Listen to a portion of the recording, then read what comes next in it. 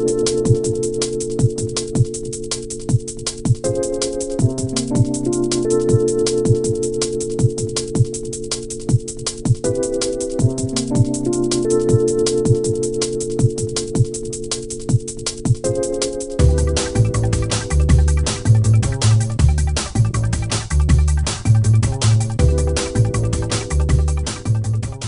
dia a todos. Nós vamos dar início, então, na segunda parte do seminário, que, justamente como a gente, enfim, explicou desde o início, mas acho que fica bem claro, e vai ficar cada vez mais claro, eu acho que durante o dia de hoje, que a concepção mesmo desse seminário foi no sentido de fazer uma diferenciação entre o que é uma agenda de coordenação, de visões convergentes, de possibilidades de trabalhar ou não juntos entre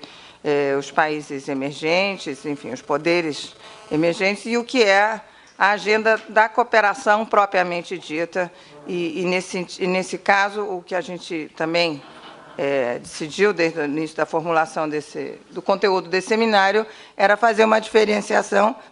perdão, entre o que é uma agenda, digamos, já estabelecida, já completamente instalada da cooperação internacional para o desenvolvimento, o seu período mais recente dos seus avanços, e o que são hoje em dia as possibilidades e já as agendas concretas de cooperação entre emergentes, entre países do Sul, e justamente os desafios que essa cooperação vem enfrentando. Mas esse é um tema da tarde. O tema da manhã, justamente, vai ser o de analisar e discutir, de uma visão crítica, o que hoje em dia se considera a agenda oficial, ou a agenda do Norte, da cooperação internacional. Nós vamos alterar um pouquinho a ordem, no sentido que nós vamos começar com a exposição de Alcides Costa Vaz, depois continuaremos com David Sodge e concluiremos com Jorge Balbis.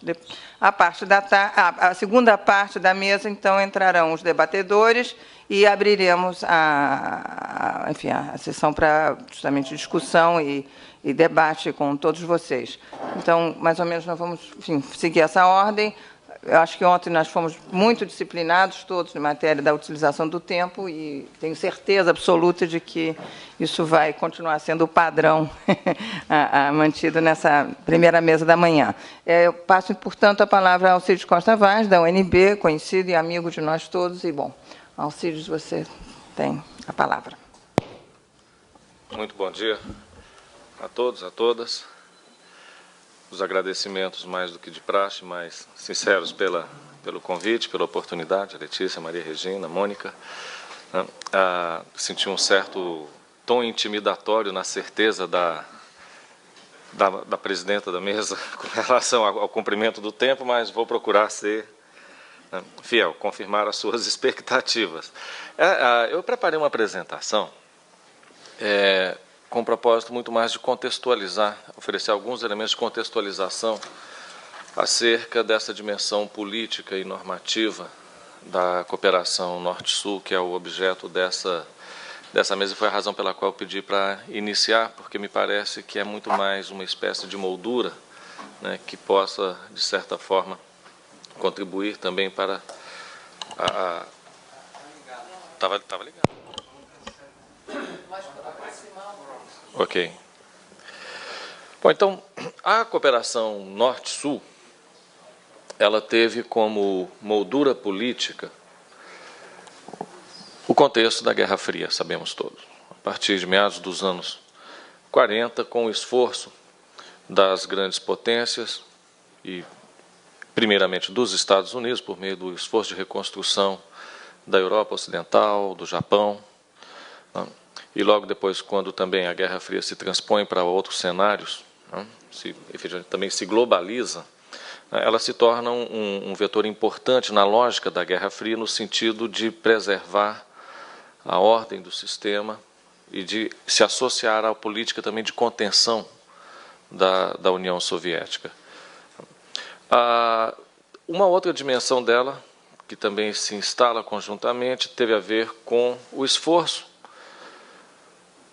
nesse caso, sobretudo, dos países europeus, de se distanciarem né, do episódio da colonização, né, ela se associa ao movimento de descolonização, tanto na África, Oriente Médio, né, como focos principais, e a redefinição das relações entre ex-metrópoles e ex-colônias, mas também com um viés político que marcava fortemente o sentido de reafirmação da hegemonia política, econômica, cultural, sob a égide de uma expressão clara, a assistência ao desenvolvimento. Esse contexto, portanto, da competição estratégica da Guerra Fria, a lógica da competição leste-oeste, produziu, no âmbito da cooperação Norte-Sul, uma primeira grande definição conceitual, né? A assistência oficial ao desenvolvimento, mas não foi, vamos dizer, essa definição que tem um significado político e também uma dimensão, uma projeção normativa importante, não foi propriamente um processo fácil, a construção dessa definição, tanto que ela se consolida no marco da OCDE, do DAC-OCDE, já em 1969. E é quando ela também assume a perspectiva mais clara quanto à sua expressão. Ajuda oficial, né, para o desenvolvimento como a sua expressão, e ela se materializa na forma de repasse de recursos, de grants, né, e associados a recursos materiais, né, humanos, tecnológicos. Isso marca, vamos dizer, principalmente as características da cooperação Norte-Sul, nesse contexto, quer dizer, a égide da Guerra Fria. Mas ela também se diversifica ao longo desse período. Nós já estamos nessa tentativa de um sobrevoo, né, um voo de asa delta aí através do tempo, de uma forma muito genérica. Ela também se diversifica, assumindo vertentes econômicas, uma cooperação que vai também para o campo científico, tecnológico, mas esteve sempre associada a uma concepção de desenvolvimento. Uma concepção de desenvolvimento que retratava, tanto do ponto de vista conceitual, quanto do ponto de vista da construção de políticas, ao endereçamento de políticas e de visualização de resultados, né, a trajetória dos próprios modelos econômicos, né, dos países europeus, dos Estados Unidos e do Japão, que passaram a ser, né, quer dizer, os grandes protagonistas dessa cooperação. No final da Guerra Fria, o final da Guerra Fria introduz aí mudanças muito importantes. Em primeiro lugar, porque, de certa forma, há uma despolitização, num certo sentido. A cooperação Norte-Sul jamais perdeu o seu substrato político, mas, sem dúvida nenhuma, o final da Guerra Fria altera esse substrato. E altera em que direção? Altera no sentido de que, se antes o grande condicionamento político estava voltado, né, para a emulação de um modelo de economias capitalistas, de desenvolvimento associado às formas capitalistas, e com um viés que não foi sempre um viés liberalizante. Esse é um dos componentes que se afirma a partir dos anos 90, acompanhando a tendência que se seguiu, né, ao primado do liberalismo nos anos 90. É preciso lembrar que nos anos 70, nos anos 80, o welfare state, né, esteve em voga.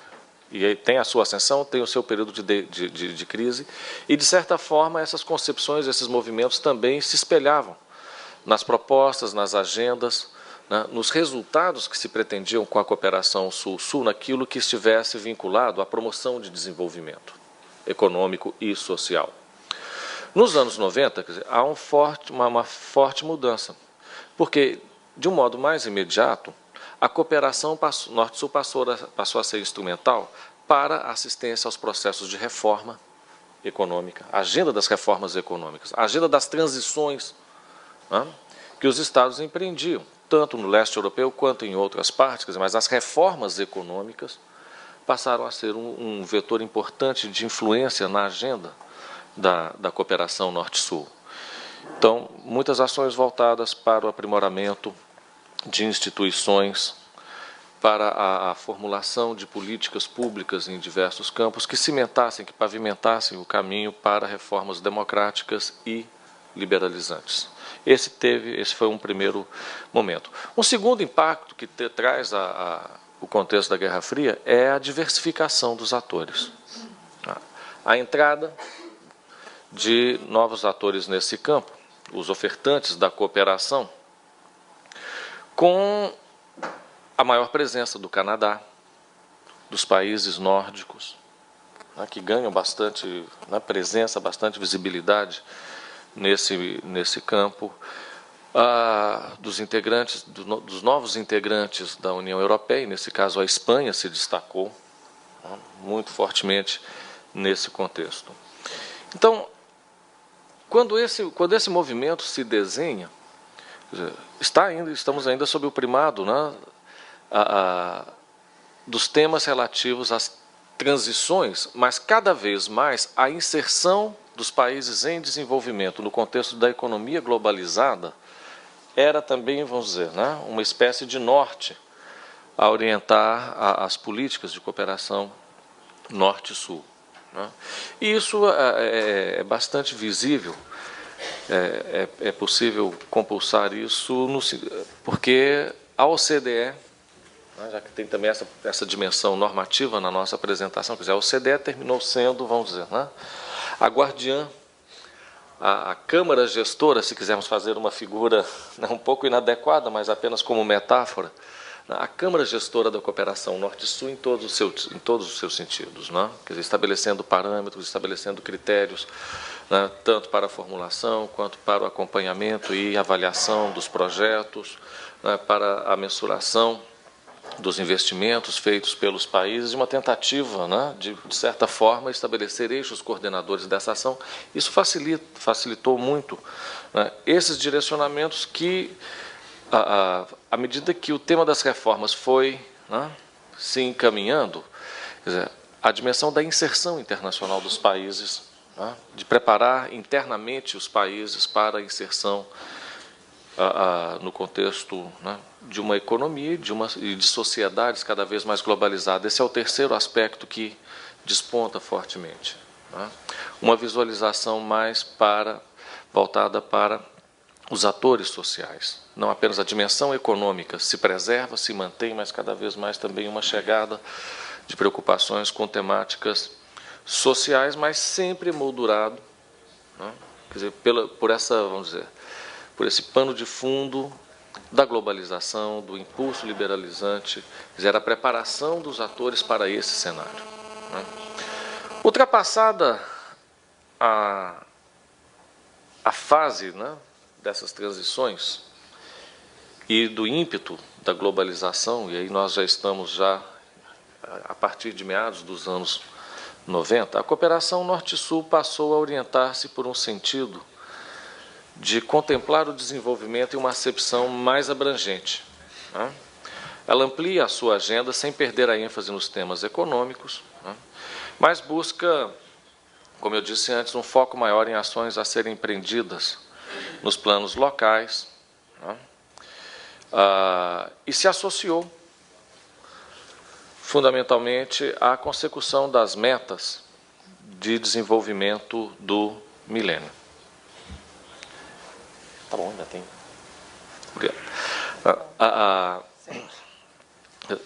Essa projeção, essa associação também a uma agenda multilateral proposta pelas Nações Unidas passou a ser o outro grande vetor político, uma outra grande moldura política que permitiu articular, em certa medida, iniciativas, aspirações de governos nacionais no mundo em desenvolvimento com o interesse também dos países da OCDE em buscar um papel proativo no apoio aos países em desenvolvimento, na consecução da agenda de desenvolvimento do milênio, e esse foi um grande vetor que se introduziu.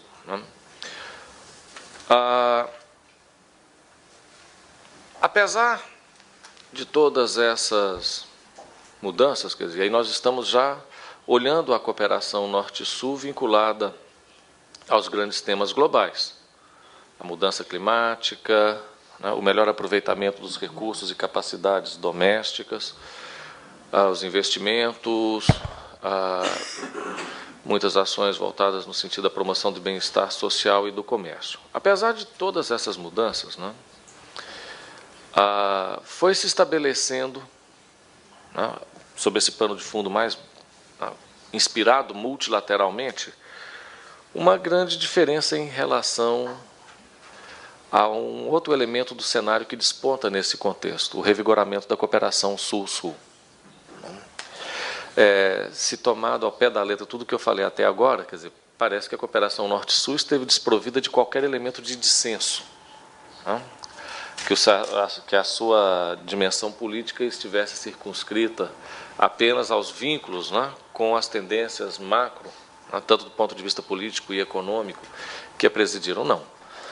Esse contexto também ele tem um forte substrato político que é marcado pelo revigoramento da cooperação Sul-Sul e que estabelece os termos de uma discussão que questiona a premissa de que a cooperação Sul-Sul seria um complemento natural da cooperação Norte-Sul. Quer dizer, quando a cooperação Sul-Sul é retomada e consegue, de fato, ocupar um espaço maior na agenda dos países em desenvolvimento, há o questionamento dessa premissa, apenas dessa visão de que, né, a cooperação Sul-Sul seria subsidiária, seria complementar. Ela passa a reivindicar um espaço próprio, um espaço legítimo com pretensões, ou seja, de responder desde perspectivas e preocupações próprias aos desafios, aos desígnios de desenvolvimento dos países do terceiro mundo. Semelhantemente à cooperação Norte-Sul, a Sul-Sul teve na Guerra Fria seu berço original, mas, né, em uma etapa posterior, numa etapa já de distensão nos anos 60 da Guerra Fria. Esteve associada à crítica terceiro-mundista ao neocolonialismo, à dependência econômica para com o primeiro mundo, com a dependência tecnológica, e teve não a ajuda oficial ao desenvolvimento, mas a assistência técnica como sua expressão principal, dentro de um esforço de procurar responder aos desafios do desenvolvimento desde perspectivas e condições próprias. Essa foi, portanto, vamos dizer, o ponto principal de dissenso que se estabelece, que é muito claro a partir do final dos anos 90 e ao longo da última década. Nessa última década, contudo, esse panorama, né, que foi tratado, ele se vê afetado por essa ascensão também dos grandes países emergentes, trazendo consigo, recuperando a agenda da cooperação Sul-Sul. Há, portanto, um movimento importante nessa última década, porque os próprios parâmetros da cooperação Norte-Sul passam por um período de redefinição, tendo em vista a proeminência, então, dos grandes temas globais nessa agenda, de certa forma já ultrapassando aquele momento em que o impulso foi dado fundamentalmente pelas metas de desenvolvimento do milênio, e agora, vamos dizer assim, uma outra geração temática que responde muito mais à centralidade dos grandes temas globais. E a presença dos grandes países emergentes como ofertantes de cooperação também instala uma tendência que se esboça, é bastante nítida já no presente. Ainda talvez não tenhamos discutido essa tendência em toda a sua extensão, mas a possibilidade, as novas possibilidades de operações triangulares, da cooperação triangular. Porque também a cooperação Norte-Sul vai identificar nos grandes países emergentes, e aí foram várias formulações conceituais, os estados âncora, a Pole States, há muitos conceitos que surgiram no sentido de vislumbrar nos grandes países emergentes atores privilegiados para o mundo desenvolvido para a promoção de cooperação triangular. Houve, como sabemos, há uma certa reticência, uma resposta, eu diria, não reticente, desculpe, mas cautelosa, de parte do Brasil mesmo, uma abordagem, uma aproximação cautelosa a essas possibilidades da triangulação, porque, sobretudo, se procura evitar que a cooperação triangular se transformasse apenas numa mera terceirização da cooperação Norte-Sul. E essa é vamos dizer, aos poucos me parece que essa reserva, essa atitude cautelosa vai dando lugar a um sentido mais afirmativo, de uma aproximação mais efetiva, de sondar possibilidades e de engajamentos ainda pontuais. Se vemos, pelo menos desde a perspectiva do Brasil, esse é o desenho, que nós temos nesse momento. E concluo, então, dizendo que temos, nos temas emergentes, o papel e a funcionalidade da cooperação triangular, um ponto importante, um substrato importante nessa redefinição, porque passa também a cooperação Norte-Sul, uma preocupação com a maior efetividade e eficiência das ações, uma preocupação com o refinamento dos critérios e procedimentos de avaliação dos projetos, ou seja, frente a esse cenário completamente reconfigurado, a uma agenda completamente também distinta daquele contexto da Guerra Fria, ou mesmo do contexto pós-Guerra Fria, dos anos 90 até início dos anos 2000, a cooperação Norte-Sul também passa por esse momento de revisitar os seus próprios mecanismos, os seus próprios critérios, os seus próprios instrumentos, para se posicionar para esse diálogo que vem sendo empreendido, tendo como foco, em uma dimensão, os grandes países emergentes, mas uma tentativa de universalização do seu alcance. Seria esse o pano de fundo que eu poderia lhes oferecer.